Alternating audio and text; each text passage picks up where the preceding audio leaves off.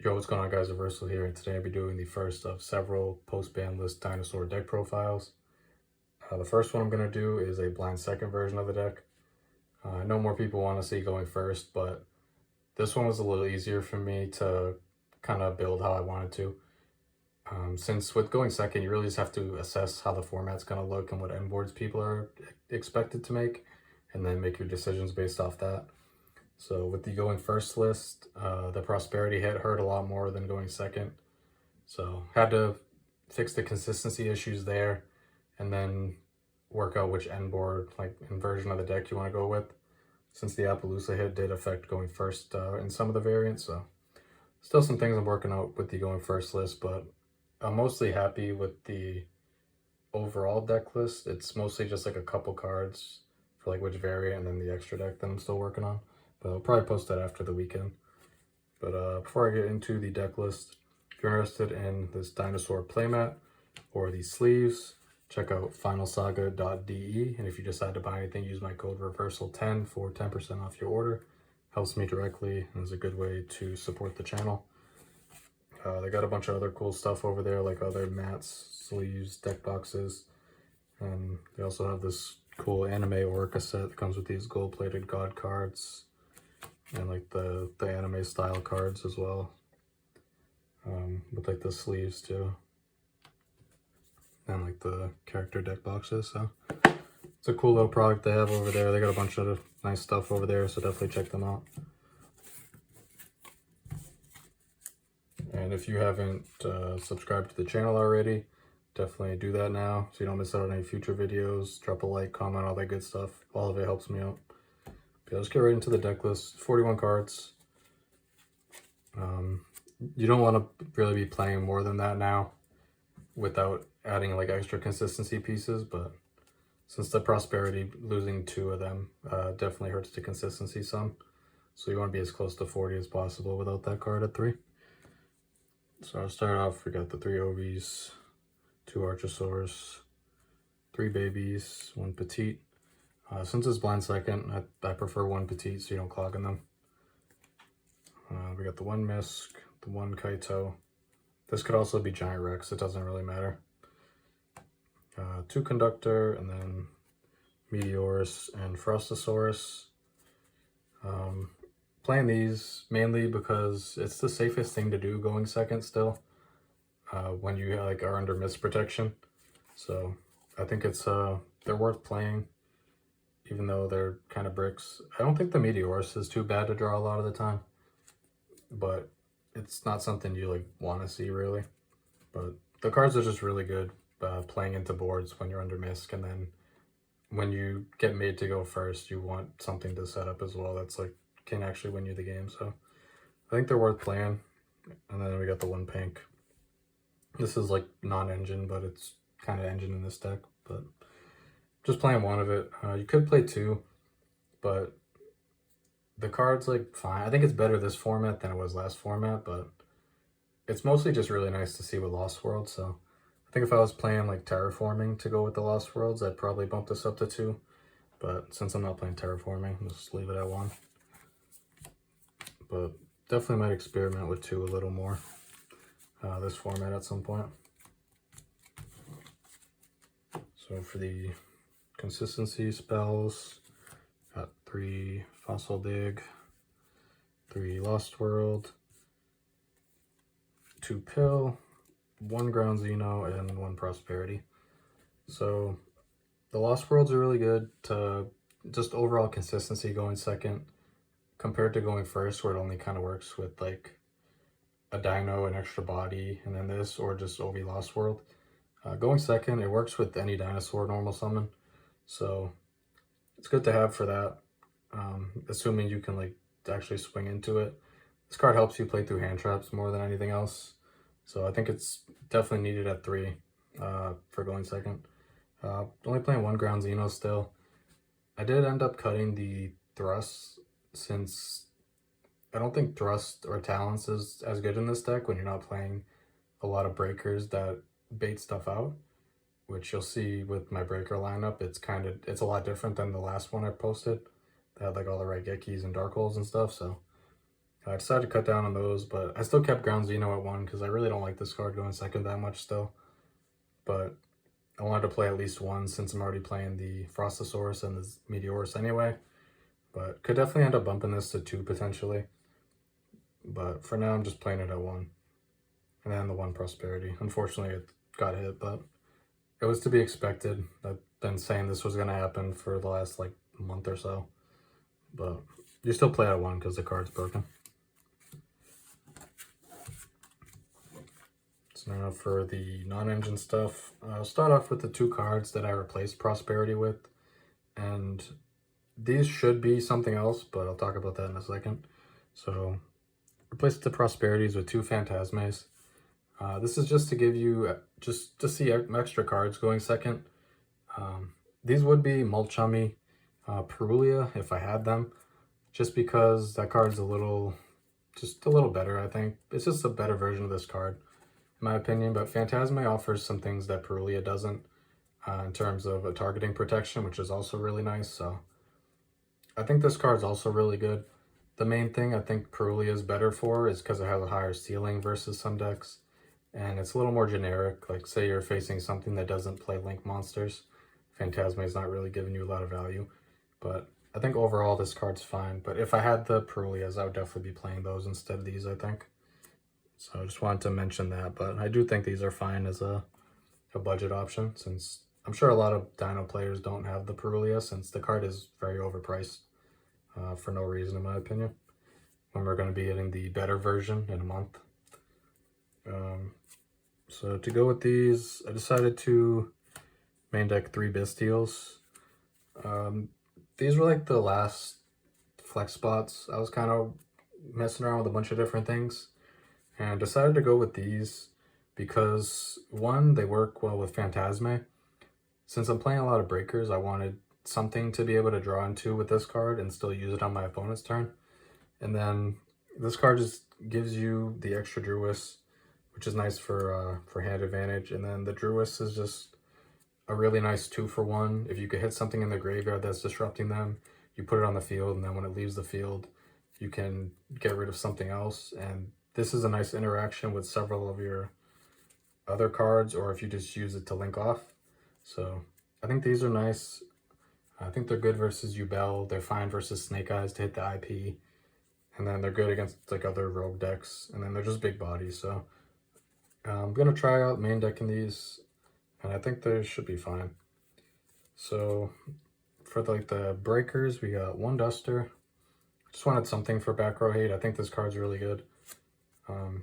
You could play Storms in place of something else if you're playing the Mulchummy, but I like instead of these maybe, but I decided to go with just a Duster. 3 Book of Eclipse. I think this is one of the better breakers now, since like Appaloosa's not a card anymore. A lot of the boards people are going to be ending on is like something with IP or Wave King Caesar, and this card can kind of stop both of those, since if they have IP without another link, they don't have anything to go into. And then Caesar's just a crazy card you have to deal with. And then just, if you get made to go first, I wanted stuff that's also good for that. So that's a good one for that as well. I got the 3 Droplets. This is just a good card for just chaining to whatever, dealing with all sorts of problematic things. You can chain it to your other quick play, or use it to send a Druis to get the free send. So this card's just really nice utility in the deck. And it's another one that if you do go first, you can set this and it's like not terrible. And then last one is Super Poly. So this is like the more spicy one for the new format.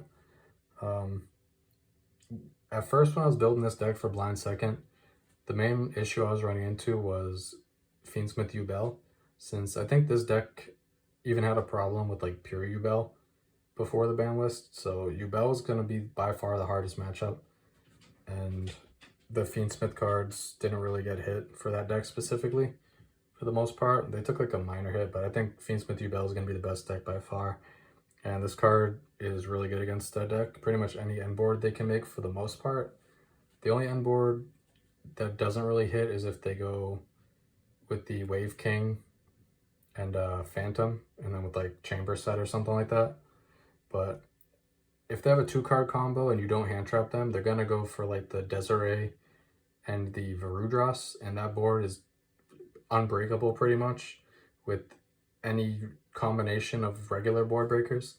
The only thing that really works is like double Dark Ruler or evenly plus Droplet. So went with the Super Poly because you can Super Poly away the Desiree plus the Varudras into Dragostapelia, which then trades with a 3rd card. And then if they don't end on that board, they're ending on like Varudras and Rage with Escape and Phantom or something along those lines. And you could use this to Super Poly into Mud Dragon. So, and then versus like other decks, like Fire King, for example, they have like Ambler Whale and Flamberge. You could use this into Mud Dragon with their 2 fires, get targeting protection. So I think this card is really good this format. So we'll see if that ends up being true, but I think it's gonna turn out being nice. And just like these ones, it's a quick play you can use when you go first as well. So that's it for the main deck.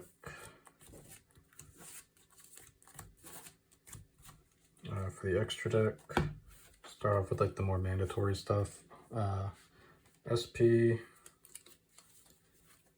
Ripidocus. This is just for when you're going into Lars and you just need like a link to go into to get the non-dino engrave after the lock. Anima, you got Dolka, Lagia, Lars, and Abyss Dweller. This card's good again with Fire King coming back into the game. Since a lot of the time when you're going second into that deck, you can just make a Dweller and kind of turn off everything, so that's nice. Then we got our Super Poly targets, Mud Dragon, Garura, and Dragostapelia. I think these 3 are fine. I don't think you really need more. You could play like the Yubel Loving Defender, but that one's like, I'm not a fan of that one since it only works versus Yubel, and it only works after they negate something of yours, so I don't really like that card. Then you kind of have the flex spots. Like these are the more mandatory stuff. Throw this over here. So we got 10 cards right here. Then we got Almirage and Secure. I think these are good for just when you just have like the Archosaur that gets negated and you have a pill, or you have like a baby and a pill, or if you have Archosaur Lost World, you need this to be able to just get into something that could hit into the token to proc it. So I think these are good to have just for like the worst case scenarios. Then we got Dugares. This can be good for just random like Towers decks like Raid Raptor, or just when you're going for game. I think like the Dugares Pentastag stuff is less important now since Prosperity's only at 1, but this one can be good to have in general. And then I think Chengying's another pretty good one since we're playing Meteorus. This one can be very nice just to kind of play into boards if there's something in the graveyard you need to banish, but it's not really mandatory. And then the Donner, this is more if you play Fenrir. I originally had Fenrir in, but decided that it isn't as impactful going second as it needs to be. And you can still side it for when you're going first or when you think there's a possibility of you going first. But otherwise, I don't think it's great. So if you're not playing Fenrir anyway, you don't really need to play this. You can play something else. Another one is the Typhon. This can randomly come up. It's a little awkward in this deck because of Conductor being so high attack, but still pretty good.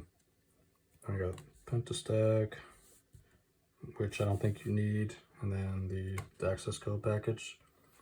So this one's pretty good as well. I'd probably either go with these 3 or these 3 if you're not playing Fenrir at all, but those are just like a few options, but these are like the important ones. I think the Almirage and Secure probably comes up enough to warrant it being mandatory.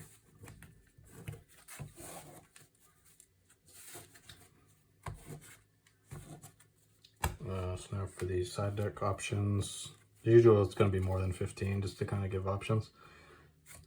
Start off with Ash. I think you want to be playing some hand traps in the side for when you think you're going first or when you choose to go first, and just for some good things to draw Phantasma as well. I think Ash is one of the better ones. And then in addition, Nibiru.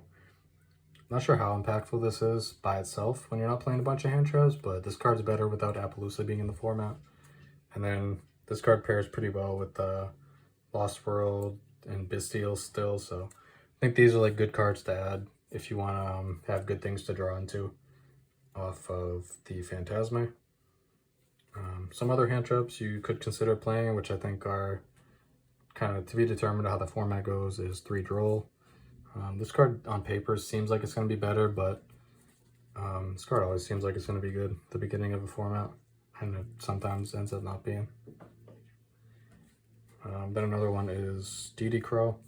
I think these are better than Bestials in a lot of matchups now. Mainly because like the fire decks, you can hit some of their fire stuff.